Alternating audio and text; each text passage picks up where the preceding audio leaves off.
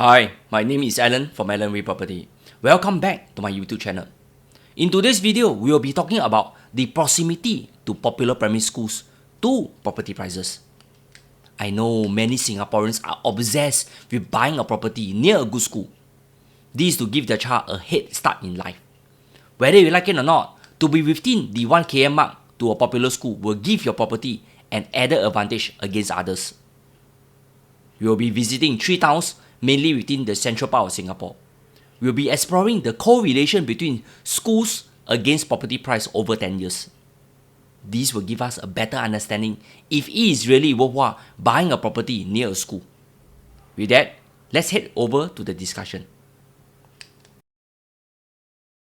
Firstly, let's go into some technical details first for those who are not familiar with the Ministry of Education Primary 1 registration phase. Firstly, the P1 registration is conducted over several phases.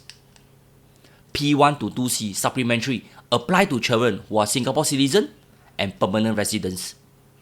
International students can only register only in phase 3. For phase 1, this is open to all SC and PR whose child has a sibling studying in the primary school. For phase 2A, this is open to parents or sibling who is a former student of the primary school and other requirements. You can check out the MOE website for more information. For all the above phases, priority is given to SC and PR, who live closer to the preferred school when balloting since there are always more demand than supply. Priority admission will be given based on your child's citizenship and the homeschool distance category. Priority admission is given in this order: SC living within 1 km of the school, SC living between 1 km and 2 km of the school, and so on. This means if you are a kiasu parents and want to guarantee a spot in their primary school, you will need to buy within the 1 km mark as far as possible. For this discussion, I face some difficulties to identify properties as most of them are overlapping with other popular schools found within the same housing estate. In addition, most of them have different attributes such as tenure, size, and age. Hence, it will not be fair just to compare them solely based on their per square feet basis. Here, I randomly select 15 condos in Bishan, Toa Payoh, and Mo Kio. They are within the central area. Most of them are within 1 km to popular schools, and a handful are not. I will compare their performance from 2014 to 2024. I will only use transactions for property that measure between 1,000 to 1,005 square feet, so that we will have more consistent results. First down, let's head over to Bishan. There are 2 popular primary schools in Bishan. They are Ai Tong Primary in Sin Ming and Catholic High along Bishan Street 22. I've categorized them under the same town so that you can see the result better. I rank them from the lowest capital appreciation to the highest capital appreciation. In this table, we can see that Season View, which is a 99 years leasehold condo and TOP in 2000, has a 1 km proximity to Catholic High School, which many also know as Gong Jiao.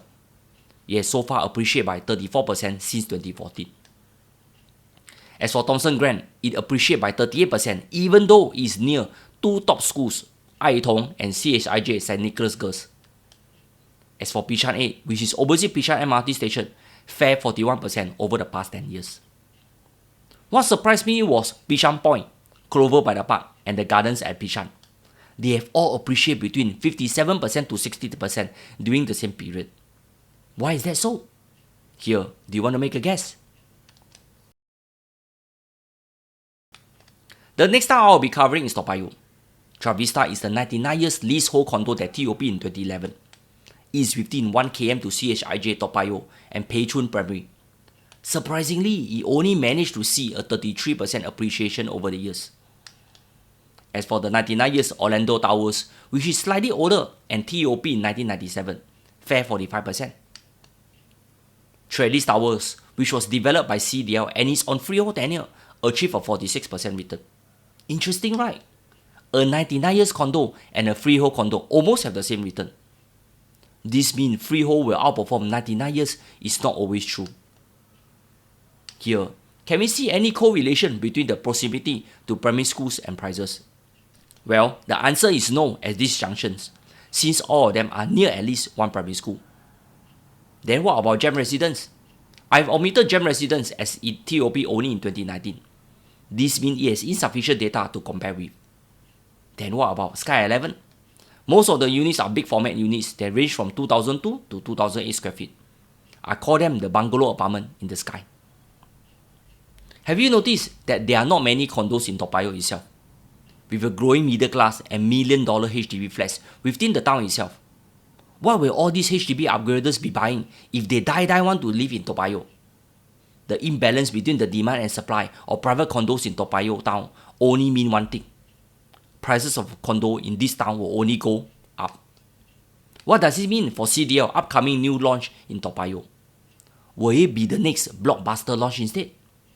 I'm pretty confident this site will do well. Back to one of the oldest housing estates in Singapore. The condo that has the least capital appreciation is no other than Central Residence. This condo was launched on a higher per square feet back then. That is why many of the owners can hardly break even. Another reason is because of its layout and living in a noisy environment. As for the rest of the condos from Season Parks, Grandeur 8 and Far Horizon Garden, they are doing between 35% to 43%. This even though they are not near any top primary schools. Interesting, right? What even surprised me was Castle Green. It fell an impressive 53% return. Why is this so? Do you want to make a guess here? Anyway, the best performance so far in the entire Mo Kio is the Panorama. It is near CHIJ St. Nicholas Girls. Does that mean it outperformed by 62%? Well, definitely not. If you can recall the history behind it, it was after the developer gave 12% discount for selected units and units just flew off the shelf. The low entry price allowed the buyers to wrap higher margin in this case. This is also after the developer did a 110 million write-off for this project, which is almost unheard of in Singapore. Sadly, Wheelock built good properties, but they are no longer active in Singapore. Let me compare all the 15 condos all together. At a glance, I filter them into 4 categories. The first one is Central Residence. This is an outlier due to the high entry price that I have previously mentioned. For the second category, we can see that the condos are located in all the 3 towns. They are also near popular primary schools. Their performance are hovering around the 33 to 38% range. Any particular observation you can make from here? Well, I don't see any. As for those in yellow, again, we can observe that out of the 5 condos, 2 are not near any schools, yet they are performing well. One such is Far Horizon Garden. It achieved a decent 43% return. Why leh? I can only sum up its proximity to Lentor MRT station and the Lentor new home effect. After all, based on the last transactions, the going rate was around 1,002 to 1,004 PSF, which seems a huge discount to the 2,002 per square feet for Lentor new homes. As for those in blue, Castle Green, which is not even near any top schools, is performing exceptionally well. This could also be due to the Lentor MRT station and the Lentor new home effect. As for Bishan Point and gardens at Bishan, the proximity to Bright Hill MRT station could be a huge factor. Anyway, the gardens are very livable. If you have gone inside, the rooms are spacious and the facilities are decent, even though it is 20 years old. As for why Clover by the Park did so well, I can only conclude it is newer, plus the space it offers are relatively acceptable. The other reason is the proximity to Cat High.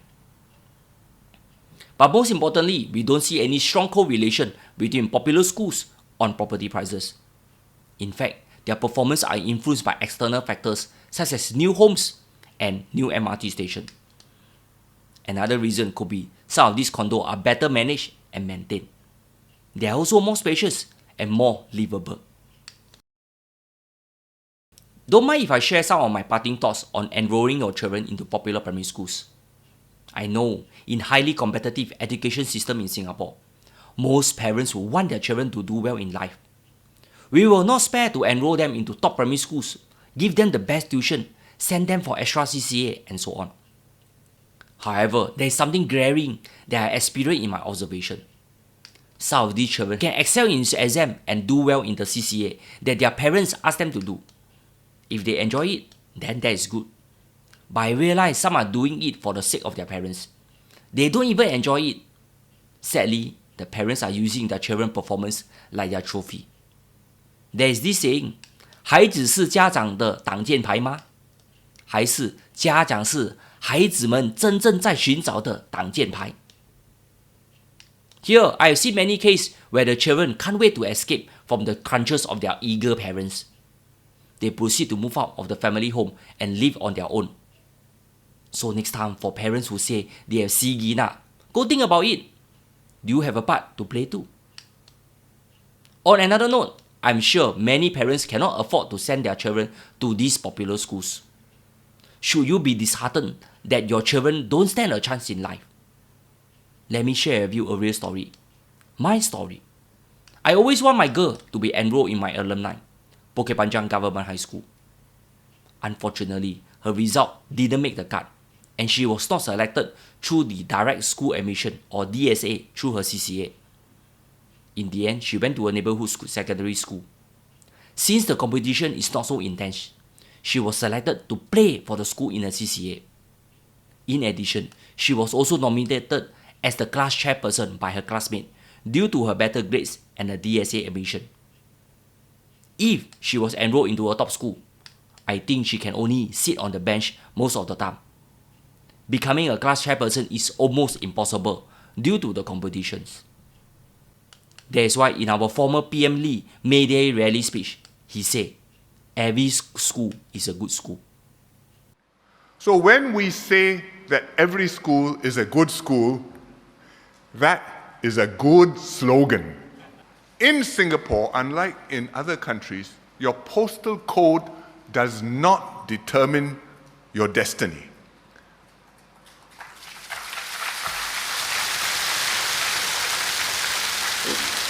What do I mean? Where you live, which corner of Singapore it may be, government or opposition, HDB or private property, it doesn't matter. The schools there are good, the schools all over the island are good. If you have talent, you can rise. Whatever your talents, you have opportunities, and we make sure that there are full opportunities for everyone. Here, I would like to express my gratitude to our former Prime Minister. Thank you for serving Singapore and Singaporean. You have done your best for Singapore. Majulah Singapura.